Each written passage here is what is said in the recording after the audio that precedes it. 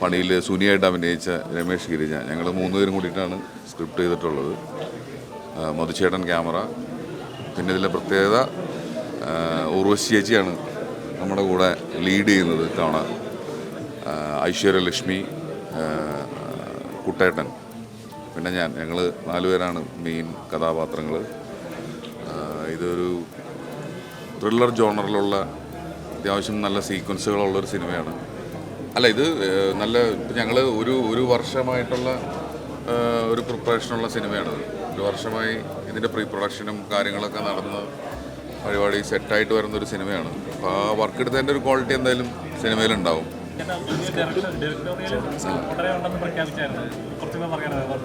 അതുണ്ട്. അത് ഞാൻ ഡിസംബർ ജനുവരി അല്ലെങ്കിൽ ജനുവരി ആ സമയത്ത് എൻ്റെ അഭിനയിക്കാനുള്ള സിനിമ കഴിഞ്ഞിട്ട് സിനിമ തുടങ്ങും.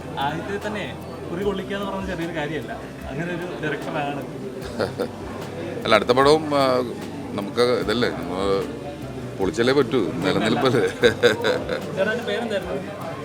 സിനിമയുടെ പേര് ഡീലക്സ് എന്നാണ്. അപ്പോൾ ആശയാണ് സംസാരം ഇപ്പോൾ.